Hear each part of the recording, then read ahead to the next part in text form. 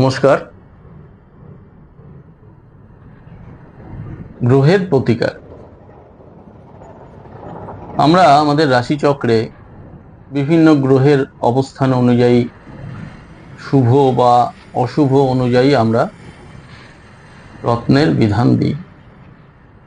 রত্নের বিধানের পাশাপাশি আরও নানা ধরনের বিধান রয়েছে, কিন্তু মূলত খুব সহজ এবং খুব কার্যকারী বিধান হলো রত্নের বিধান।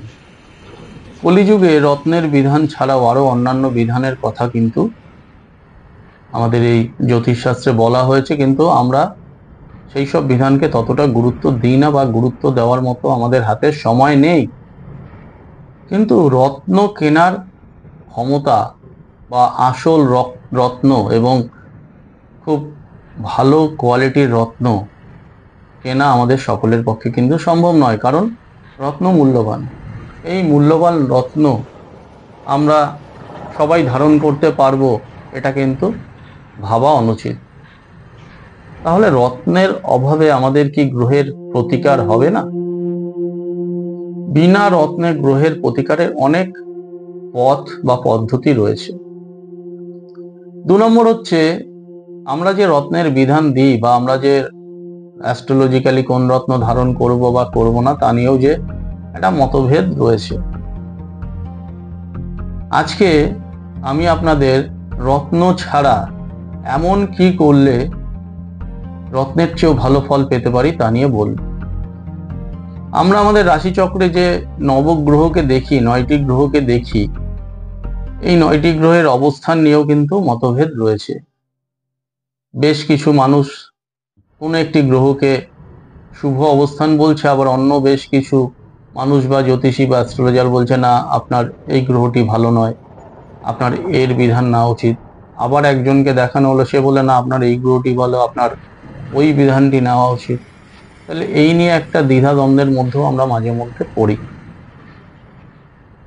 আজকে একটি সহজ পদ্ধতি আমি আপনাদের বলবো, যেই পদ্ধতিতে আপনার গ্রহরা, সে শুভ বা অশুভ, আপনার মারক বা কারক যাই হোক, সে কোন ঘরে বসে আছে শুধু সেটি জানার পর সেই ঘর অনুযায়ী এমন কিছু কর্ম যদি আপনি করেন, তাহলে সেই গ্রহটি সবসময় আপনাকে ভালো ফল দেবে। সেটি আপনার শুভ গ্রহ হলেও ভালো ফল দেবে বা অশুভ গ্রহ হলেও ভালো ফল দেবে। শুধু আপনাকে মনে রাখতে হবে কোন গ্রহের অবস্থান কোথায় রয়েছে, অর্থাৎ আপনার একটি গ্রহ দ্বাদশ ঘরের কোন কোন ঘরে বসে রয়েছে। এই দ্বাদশ ঘরের প্রত্যেকটি ঘরে বসার ফলে যে তার শুভ বা অশুভ যাই ফল তৈরি হোক, সেটিকে আরো ভালো পেতে হলে, অর্থাৎ শুভ ফল পেতে হলে বা অশুভ ফলকে দূর করতে হলে আপনি এমন কি কাজ করলে তা আপনি লাভ করতে পারেন তা নিয়ে জানাবো। 9টি গ্রহ নিয়ে এই বিস্তারিত অনুষ্ঠান করা অসম্ভব। একদিনে সবকটি গ্রহের এই অবস্থানগত ফল বলা সম্ভব নয়। এই বিনা রত্নে গ্রহের বিধান, আজ আমি আপনাদের রবি গ্রহের অবস্থান অনুযায়ী কি বিধান বা কি এমন কাজ করলে আপনারা কিন্তু রবি গ্রহের সুফল পেতে পারেন তা নিয়ে বিস্তারিত আলোচনা করব। পরবর্তী কোনো ভিডিওতে আমি অন্যান্য গ্রহ চন্দ্র, মঙ্গল, বুধ, বৃহস্পতি, শুক্র, শনি, রাহু, কেতুর অবস্থান অনুযায়ী কি কি কর্ম বা ক্রিয়া করলে আপনারা লাভবান হবেন তা নিয়েও আলোচনা করব। আজকে রবি গ্রহ আপনার দ্বাদশ রাশির কোন ঘরে রবি গ্রহ রয়েছে এবং সেই ঘরে থাকার ফলে আপনি কি করলে রবি গ্রহের সুফল পেতে পারেন তা দেখে নেওয়ার আগে আমি আপনাদের অনুরোধ করব, অ্যাস্ট্রোলজি অন হিউম্যান লাইফ চ্যানেলটি আপনারা এখনই সাবস্ক্রাইব করবেন, কারণ এই ধরনের ভিডিও দেখতে হলে আমার চ্যানেলটি সাবস্ক্রাইব করা প্রয়োজন। সাবস্ক্রাইব করে নিলে আপনারা আমি যে ভিডিওগুলো মাঝে মধ্যেই এই চ্যানেলে নিয়ে আসি তা সরাসরি আপনারা দেখতে পাবেন, এবং এই সরাসরি দেখার জন্য নোটিফিকেশনটিকেও আপনাদের অন রাখা প্রয়োজন। নোটিফিকেশনটি অন রাখলে যে কোনো ভিডিও যখনই আমি এই চ্যানেলে আনবো আপনারা তার একটি সংকেত পাবেন এবং সেই অনুষ্ঠানটি সঙ্গে সঙ্গে দেখতে পাবেন। আর যদি ভালো লাগে অবশ্যই কমেন্টস লিখে জানাবেন এবং লাইক দেবেন। চলুন দেখে নেই রবি কোন ঘরে থাকলে কি কাজ করলে আমরা সুফল পেতে পারি। রবি যদি কারো লগ্নে থাকে, সে তার শুভ হোক অশুভ হোক কোনো কিছু দেখার প্রয়োজন নেই। রবি যদি কারো লগ্নে থাকে, তারা পাত কুয়োর জলে চান করবেন না। অর্থাৎ অনেকের দেখবেন বাড়িতে কুয়ো থাকে বা অনেকের বাড়িতে কুয়ো খননও করেন জলের সুবিধার জন্য, আমি তাদের বলবো কুয়োর জলে আপনারা স্নান করবেন না। কুয়োর জলে স্নান না করলে আপনাদের কিন্তু এই লগ্নের রবি অনেকটাই সুফল প্রদান করবে, এবং বাড়িতে কখনো কুয়ো খনন করবেন না। যদি দ্বিতীয়ভাবে রবি থাকে, যদি রবি থাকে, তেল, বাদাম, নারকেল এগুলো দান করুন, এবং সব সময় খারাপ সঙ্গ বা খারাপ কোনো জিনিসকে অ্যাকসেপ্ট থেকে দূরে থাকুন। অর্থাৎ এগুলো যখনই আপনার সামনে ঘটবে এগুলো থেকে নিজে দূরে সরে যাওয়ার চেষ্টা করুন। যদি তৃতীয়ভাবে রবি থাকে,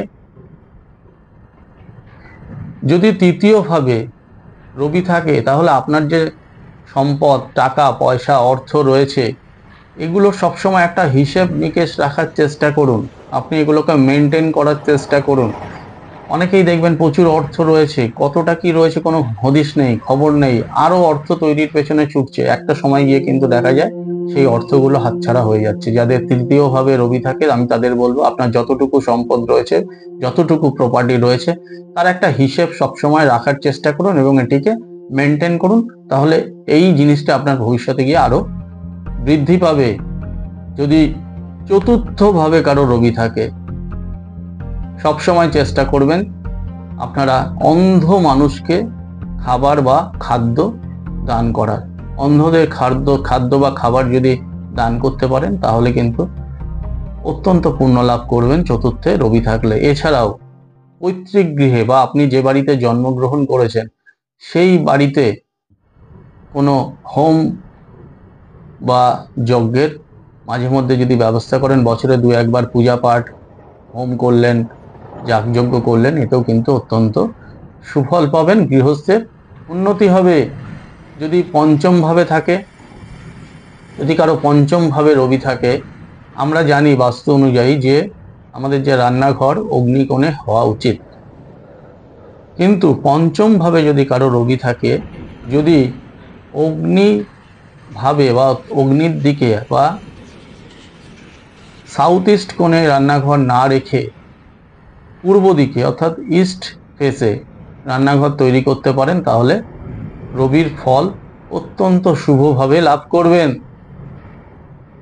যদি ষষ্ঠভাবে রবি থাকে, কারো রাশিচক্রে ষষ্ঠভাবে যদি রবি থাকে, রবি সে ষষ্ঠভাবে যে কোনো ঘরেই থাক, আপনারা সমস্ত ডোমেস্টিক অ্যানিমেলকে, কুকুর, বেড়াল বা আপনার আশেপাশে যেসব পশু রয়েছে এদের কোনো মন্দির চত্বরে যদি খাওয়াতে পারেন, অর্থাৎ দেখবেন অনেক মন্দিরের আশেপাশে অনেক এরকম কুকুর বেড়াল ঘুরে বেড়ায়, এদের যদি খাওয়াতে পারেন তাহলে আপনারা অত্যন্ত শুভ ফল পাবেন রবির থেকে।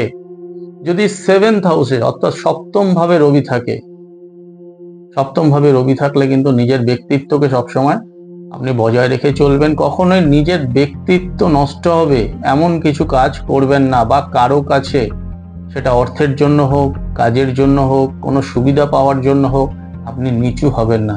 দেখবেন ভবিষ্যতে কিন্তু আপনি আপনার জায়গাটা পাবেন।